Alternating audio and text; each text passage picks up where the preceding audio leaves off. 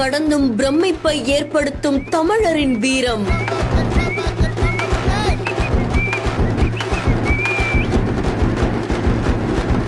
கோவில் விழாவிற்காக ஒன்று சேர்ந்த 4 ராஜ்யங்களின் வாரிசுகள்.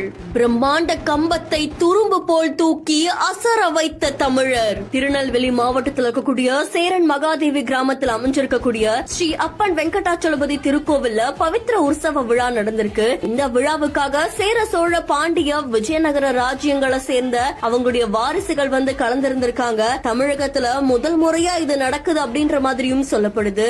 இந்த நிகழ்வுடைய நோக்கம் கோவில் 40 ஆண்டு காலமா பூஜை இல்லாம கிடந்ததாகவும் அது மீட்டெடுக்கிறதுக்காக ஒரு வழிபாடு செய்யப்பட்டதாகவும் அந்த வழிபாடுக்காக இந்த 4 ராஜ்யங்களை சேர்ந்த வாரிசுகளும் கலந்துகிட்டதா தெரிவிக்கப்பட்டிருக்கு. அதை தொடர்ந்து அரச குடும்பத்தினருக்கு வாள், பாண்டியர்களுடைய மீன் சின்னம், மறவருடைய வளரி, மதுரையுடைய அடையாளமான மீனாட்சி அம்மன் சிலை எல்லாம் கொடுக்கப்பட்டிருக்கு. அது மட்டும் இல்லாம இந்த விழால பாரம்பரிய கலைகளான வாழ்வீச்சு, சிலம்பம், களரி, அது மட்டும் இல்லாம ஒரு பெரிய கம்பத்தையே இங்க இருக்கக்கூடிய தமிழர் சர்வ சாதாரண தூக்கக்கூடிய காட்சிகள் பலரையுமே ஆச்சரியத்தில் ஆழ்த்தியிருக்கு. தமிழர்களுடைய பெருமையை போற்றுற விதமா இந்த நிகழ்வு நடந்ததா தெரிவிக்கப்பட்டிருக்கு. இந்த வீடியோ தொடர்பான உங்களுடைய கருத்துக்களை கமெண்ட்ல சொல்லுங்க. மேலும் செய்திகளுக்கு பிஹைண்ட் ஃபாலோ பண்ணிக்கோங்க.